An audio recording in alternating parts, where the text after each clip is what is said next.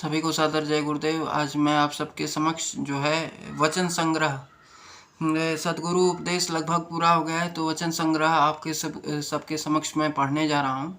तो आप लोग अपना आशीर्वाद बनाए रखें और जो भी बात मैं कहता हूँ अगर किसी को बुरी लगे तो मुझे क्षमा करें, क्योंकि ये मेरे वचन नहीं है, स्वामी जी के वचन हैं। तो आप सबको और हम सबको पढ़ना चाहिए और समझना चाहिए कि क्या है और क्या नहीं है। तो फिर इन सब बातों को समझते हुए जो है सभी लोग जो हैं अपने जीवन में उतारने की कोशिश करेंगे और परमार्थ ही एक सच्चा रास्ता है। इस बात को पकड़ते हुए दुनिया को ये समझाना है कि हम जय गुरुदेव वाले हैं और हम परमार्थ के रास्ते पे चल के जो है एक अच्छे समाज का निर्माण करेंगे, जहाँ पे चोरी हत्या बलात्कार किसी का नहीं होगा और सब माँ बहन का सम्मान करें और सब जब लड़का और लड़की एक दूसरे का सम्मान करेंगे और मतलब सब लड़का और लड़की जो है अपनी अपनी मर्यादा यानी लक्ष्मण रेखा में रहेंगे, दोनों की बात कर रहा हूँ, तब जाकर के समाज का सुंदर निर्माण होगा। और इन्हीं शब्दों के साथ मैं शुरू करने जा रहा हूँ वचन संग्रह भाग 1 और 2। तो मैं पढ़ने जा रहा हूँ, आप लोग ध्यान से सुनेंगे।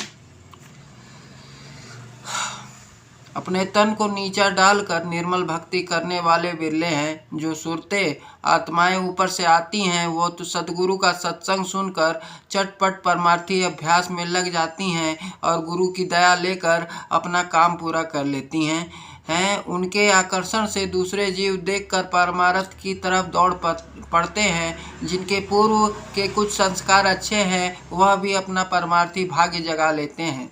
सत्संग में शामिल होकर सत्संग का कर्म कभी कभी करते नजर आते हैं, परंतु पूर्व के शुभ अशुभ कर्म के वशीभूत होकर जो अभ्यास सत्संग में मालिक के पाने का है वह नहीं कर पाते हैं। जैसे कि मैं अपने बारे में बता रहा हूँ कि मैं और जबकि अशुभ कर्म का चक्कर आता है उसी समय सत्संग की समझौती और सत्संगियों से दूर हो जाते हैं।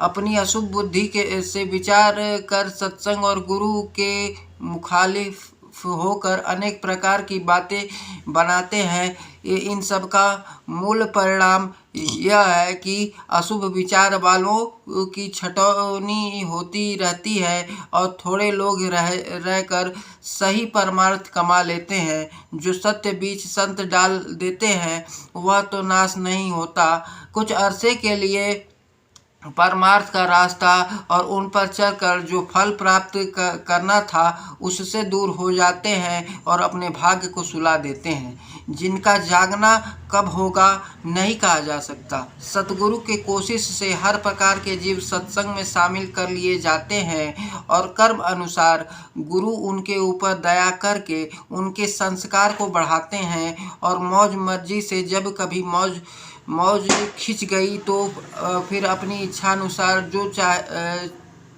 चाहे थी आप सत्संग छोड़कर हट जाते हैं। जैसे छितरा गए और छटौनी हो गई, एक सी चाह के लोग का अलग अलग गोल बन जाता है और वह परमार्थ के विपरीत क्रिया करने लगते हैं। इन सब का कारण यह है कि परमार्थ में गहरी और सच्ची चाह नहीं है। परमार्थ की चाहों का एक कण होता और संसारी चाहों का पहाड़ होता है। इसलिए परमार्थ की चाहों को दुनियावी चाहें फलने फूलने नहीं देती। वह लोग खोज और तलाश ही नहीं कर सकते। सत्य रास्ता खोजने की इनमें तनिक भी योग्यता नहीं होती। बहुत से लोग धन भी खर्च कर देते हैं परंतु मन का दबाव बिल्कुल नहीं होता।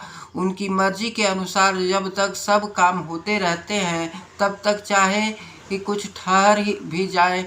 जो ही उनके मनोरंजन में कुछ फर्क आया और तन मन पर दबाव व चोट पहुंची कि सत्संग छोड़कर भाग जाते हैं। ऐसे छिटक कर फटक जाते हैं, कभी सत्संग और परमार्थ का नाम नहीं लेते बल्कि चित्त में विरोध पैदा हो जाता है। तो जय गुरुदेव। और ये सब वचन मैंने पढ़े हैं, आप लोग वीडियो पॉज कर करके एक एक वचन को ध्यान से सुनेंगे। और मैं पुनः कहना चाहूँगा कि ये वचन मेरे नहीं हैं, ये स्वामी जी के वचन हैं। बहुत सारी कमियां मेरे अंदर भी हैं, और जो है एक अच्छे समाज का निर्माण करने के लिए जो है हमको अपनी पुरानी संस्कृति को फिर से अपनाना होगा। ये बात भले ही किसी को मजाक लगे, लेकिन ये बात सच है। क्योंकि मैं बोलता हूँ कि अब पता नहीं अपनी संस्कृति से आदमी इतना क्यों ऊब जाता है। अरे पश्चिम की तरफ मत भागो, वहाँ तो सूरज भी डूब जाता है। तो इन्हीं सब शब्दों के साथ एक अच्छे संस्कार और समाज का निर्माण करने के लिए आप अपने बच्चों को जो है इन वीडियो से जोड़ें और अपने बच्चों में अच्छे संस्कार जरूर डालें। माँ बहनों की सम्मान का संस्कार जरूर डालें। हमारे पोशाक, हमारी आभूषण हमारे संस्कार हैं। हमारी जो पहनावा है वो हमारी संस्कार है। इन संस्कारों से दूर हटकर न कोई सुखी हो पाया और न कोई हो पाएगा। कहने सुनने में किसी को अगर बात बुरी लगे तो ये आप सभी मुझे माफ़ करते रहेंगे। लेकिन जो कमियां समाज में, विकृतियां आती जा रही हैं, उससे मैं बहुत चिंतित हूं। और मैं ये बात कहूंगा कि सिर्फ एक ही उल्लू काफ़ी था, सिर्फ एक ही उल्लू काफ़ी था बर्बाद गुलिस्ता करने को। हर शाख पे उल्लू बैठे हैं, अंजाम गुलिस्ता क्या होगा। इन्हीं शब्दों के साथ जय गुरुदेव। आप सभी को सादर सप्रेम जय गुरुदेव। कहने सुनने में कोई बात ये गलत लगी हो तो मुझे माफ़ करिएगा।